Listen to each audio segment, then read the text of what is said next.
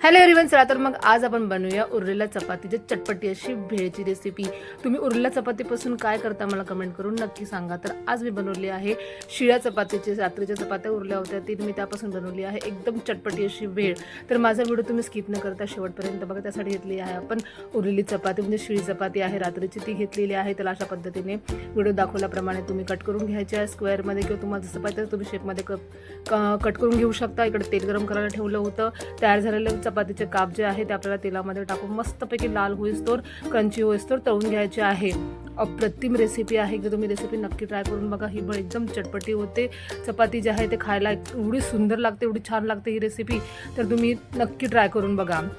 अशा पद्धतीची चपाती तुम्हाला तळून घ्यायची आहे। कलर चेंज होईपर्यंत मस्त क्रंची खरपूस चपाती तळली की त्याला आपल्याला उतरून घ्यायची आहे। एका बाउलमध्ये आपण चपाती काढून घेणार आहे। अशा पद्धतीने माझ्या बाकीच्या सर्व चपात्या मी तळून घेतल्या होत्या। परत मी तुम्हाला एक प्रश्न विचारते की तुम्ही उरलेल्या चपातीपासून कुठल्या रेसिपी करता मला कमेंट करून नक्की सांगा। बघा, छानपैकी आपली चपाती तळून झालेली आहे। आता आपण मस्तपैकी एक भेळ तयार करणार आहे। तर भेळसाठी लागणारी सर्व तयारी करून घेतलेली आहे आपण। कांदा, टोमॅटो, हिरवी मिरची, कोथिंबीर मस्त बारीक चिरून घेतलेली आहे। आणि हे जे 4 इन्ग्रेडियंट्स आहे आपण आपल्या भेळमध्ये टाकणार आहे। सोबतच टाकणार आहे आपण शेव मुरमुरा, सोबतच आपण टाकणार आहे भाजलेले शेंगदाणे किंवा खरमुरे। आता टाकायचं आहे आपल्याला तिखट, धनापूड, चवीनुसार मीठ, चाट मसाला आणि लिंबाचा रस टाकायचा आहे। सर्व इन्ग्रेडियंट्स व्यवस्थित मिक्स करायचे आहे।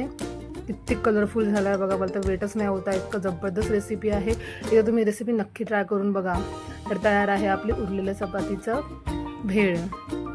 तर तुम्हाला माझी आजची रेसिपी कशी वाटली मला कमेंट करून नक्की सांगा। माझ्या व्हिडिओला लाईक करा, शेअर करा, कमेंट करा। नवीन सगळ्या माझ्या चॅनलला तुम्ही सबस्क्राईब करा, मला भरभरून सपोर्ट करा आणि ही रेसिपी नक्की ट्राय करून बघा। भेटू नेक्स्ट व्हिडिओमध्ये। बाय बाय आणि टेक केअर।